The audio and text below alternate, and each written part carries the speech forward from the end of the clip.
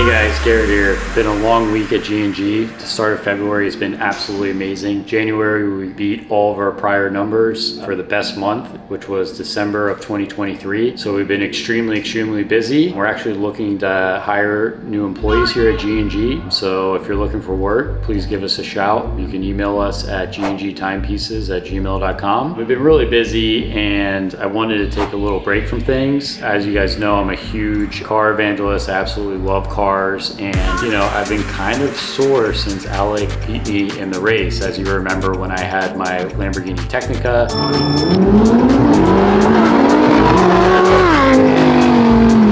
I think the second one he left early, and then the first one I totally picked up. And he had his BMW MA competition. So since then, I've been eyeing some faster cars. I stumbled upon an SF90 Spider, which I had been wanting for years. When they first came out, the prices were crazy. It was 1.2, and I found one at an amazing price and a spec that I absolutely fell in love with. So I wanted to show you guys the new car, and I think let's give it a week or two and we'll do like a sneak attack on Alec, ask him if he wants to go race. I think with this car, I'll for sure win. I'm so happy with the car. When it arrived, I was absolutely in love. It was Joey Votto's car, who was a baseball player for the Cincinnati Reds. He absolutely spec'd out the car. It has carbon absolutely everywhere. He even flew to Ferrari's factory to put an emoji behind the headrest. It's absolutely amazing car. It goes 0 to 60 in under 2 seconds. So stay tuned for next week's episode. We're gonna be doing more stuff with the car, and then also hopefully we're racing Alec to get a little revenge. How's it going, guys? It's Alec from G&G. We're just gonna go over some new arrivals here. We just got in roughly $3 million in watches, tons of new stock. Not a bad problem to have here. As you can see, the cases are starting to fill up with just straight grails. Across the board, we got some very rare, intricate RMs. Then we got some complicated Pateks, some sporty Pateks. We got some sporty APs. We got some stuff with a little bit more pizzazz. We got a full iced out pave. We got a frosted white gold. And then across the board, we got some Rolex, you name it. Blake, what sticks out to you the most in this case? So obviously a lot of these new pieces I love. Things that are pretty unique to us, and unique in general. I mean, this one kind of pops out at me. So here's an RM29 Le Mans. This is an incredibly limited RM29. It has full NTPT front and back and white NTPT sides. Obviously, we are located in Miami. This is University of Miami colors, so this one really sticks out to me. I've also spoken on in the past, I love the smaller RMs. 67 line, 72 line, 29 line, I thought it was a little boring. This one's obviously not boring. Other pieces that really do stick out to me, obviously I do love RM, but this is one of my favorite RMs. Speaking on the smaller RM size, this is the 35 Americas. So the cool thing about this watch in particular, it has ceramic front and back, NTPT sides, and a clear case back, which really aids to understanding and seeing the depth in the dial of RM, which is one of the most important things and coveted pieces of value in RM. How much does that thing weigh, roughly? I would say 40 grams. You don't feel the watch in your wrist, and that's really due to the NTPT sides. I mean, this watch, one of the other really popular configurations, so this is commonly referred to as the Toro. So you have the gold Toro and the black Toro, both of which have gold sides, and it really increases the weight of the watch. This one, in my mind, it's limited to 50 pieces, one of the best, most investable RMs. What does this one go for? This one's around $340,000. It's an incredible piece, incredible long-term value. I mean, this and the 35 Ultimate Edition, I think, are two of the arms that are primed really to blast up in value. If you want to talk about Patek, my favorite Patek 5741G. Got it. 100%. Yeah, easy. And that watch, if you look at it, I was showing a client yesterday, it is so thin. This watch is incredibly thin, yet it has a perpetual calendar inside the dial. Like, how they were able to fit this movement in the Nautilus is mind-blowing. Not only that, from an investability standpoint, it's the only Nautilus that has an advanced complication. Obviously, the Nautilus is the most desirable and coveted of these Pateks, and they don't do anything else. This is the only one that has an advanced complication. I mean, oh sure, you have your moon phase with the 5712. You have a chronograph with the 5990. But number one, those watches are thicker. Yeah. This one has a crazy movement, a crazy complication, and it's still in a 5711 case. With the 5981R being discontinued, do you see Patek coming out with something similar to kind of being within grasp of like the 5990 with the chronograph, with a singular chronograph? Or you think that the 5990 is basically the watch that's taking that 5980 over? I think they'll probably come out with something to replace it. I Okay. think it's a regular based chronograph. I mean, I don't see how they wouldn't have a regular based chronograph in their Nautilus line. That being said, one thing that really does interest me when we talk 5980 discontinuation, number one, they may come out with a new steel model. Obviously, not to hurt anyone's feelings, Yeah. the aesthetics of the steel 5980 have never hit a chord with me. I do not like the watch. I think that they could come out with a new cool configuration for the 5980 in steel. What I also would say is one of the things that I've always liked to do with different brands is I like coming up with inter-brand comparisons to see, oh, I think this watch is overvalued versus this one being undervalued. I've always kind of compared the 5740 and the 5980 pricing. I think it's a very similar inter-brand comparison. I know that this may not seem super similar, but in comparing AP, I always used to look at the Perpetual calendar in comparison to the open worked. With the 5980s going up due to discontinuation, and this watch for the 5740s pretty much being 60, 70, 80K over retail depending if you go used or new, the 5740 is incredibly undervalued right now. So And if I a think client came in today and he's looking for a Perpetual calendar, would you recommend the 5741G, or would you look at that 26579 CE, or we got the 26574 Ti APs? Which one are you choosing? that's a really hard one. So I love the 5740 and I love the black ceramic AP. What I would say is, and I've said this many times, look, I know that the white ceramic is more expensive and the blue ceramic even more expensive than the white, but the black ceramic is my favorite by far. I would take the black ceramic if you had to give me one for free and I was never allowed to sell it. The black ceramic would be my choice. I just think that number one, out of all the AP movements, the best movement that they've ever put out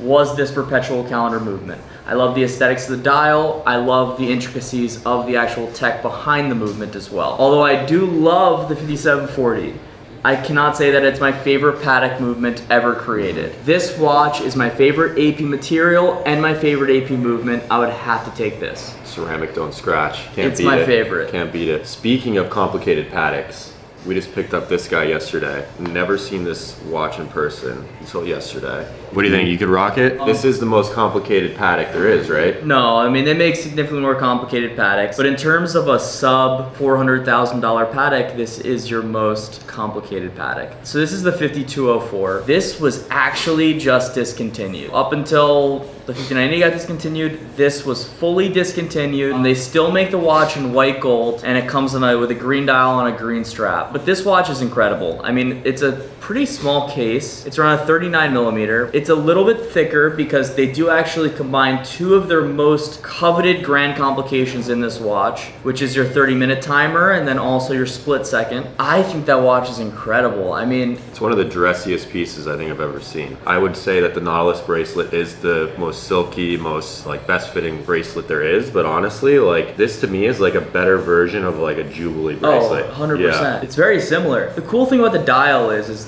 you have a very complex watch, and when you have so much on a dial, especially when the watch is a bit smaller, it can have a tendency to just be too much for the eye, overstimulating and not very aesthetic. I think they did a really good job balancing the dial, and I really think the watch works. It looks great on wrist. This is a piece that's trading over $100,000 under retail. $100,000 under retail. Just discontinued. I mean, if you want to value buy a piece that truly stunts for Patek and also hits the chord with your inner watch nerd, that piece is a no-brainer. We also got a few more discontinued Pateks in here. We got the 5712R, and then this is another one that you don't see every day. This is 5712GR. So this one, as you can see, it's got a rose gold bezel. It's kind of got more of like a fume dial to it, and then also on the side of the case is white gold. So it's like a two-tone. White and rose gold combo. Exactly. They only made that watch for a couple years. I think it's really cool. I'm not a big fan of two-tone watches. The only two-tone watch I do really like. This one you can get away with. Other than, well, the thing is it's not much two-tone. Yeah. It's not a full two-tone bracelet. You can really like put that on a Horus strap, for example, and it just looks cool. Like you can really like play with that watch in a different way. And I think number one, they only produce Patek clients we know are incredibly nuanced. And the rarer, the better. That watch, I think they made it for 5 years. Roughly. I mean, they really didn't produce that watch for long. But to me, it's just a dial. Like I kind of wish that they just put this in like the regular 5712R. It's a very beautiful fume. It's like a beige, you say? Like like a beige, like off-white gray, and then around the edges, it's like a darker brown. I have a question for you, Alec. So another comparison, I think that's pretty the exact watch, different brand. 16202, Vacheron 222. So we got here the 222. This one's a yellow gold watch. It wears what, 39? It's the exact same size as the Jumbo. And then we got the Jumbo 16220R, the fume dial, full rose. Which you can also get in the BA. So you can get it in yellow gold, so don't... I mean, I would have to go with the 16220R, mainly because when I first started working at G&G, I remember we got one of these when they were like one of the most hyped pieces in the market. I think we sold it for, it was a 50th for like 350K. And just like having this watch like in my hand today and being able to say that we're selling this for $115,000, to me that's like crazy value. Because I used to look at this as like the absolute grail. Don't get me wrong, like this Vacheron 222 is sick. Vacheron's just being absolutely crushed.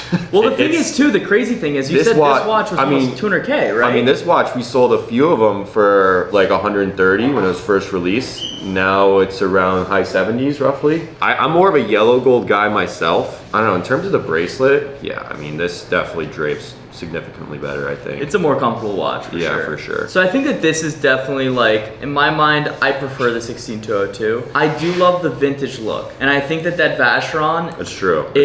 Like if I was dressing up in like Europe and going on an Italy trip, like that Vacheron is my go-to piece. True. I think that it is timeless. I love how they kind of like revamped one of their most sought after watches ever. That's literally the go-to Vacheron. I just love the Jumbo too much to really say I would take the 222 over it, but that 222 is a piece that I would definitely have in my collection. And Alec's right, I mean that piece is trading at retail. It's come down significantly. It hasn't come down as much as the Jumbo, but I think it's a really good buy. When you talk about companies like AP, Vacheron, revamping some of their classics, like we saw with the AP Remastered, it's a really beautiful and great piece that could, number one, hold up very well moving forward. All right, one last question for you, Blake. Okay. You have $500,000, $500,000. You're gonna make a collection for yourself. You have to pick 3 of the watches from these 2 cases. Which ones are you going with? All right, well, we already said my favorite watch, black ceramic. So okay, so we're that's about roughly 220. 220.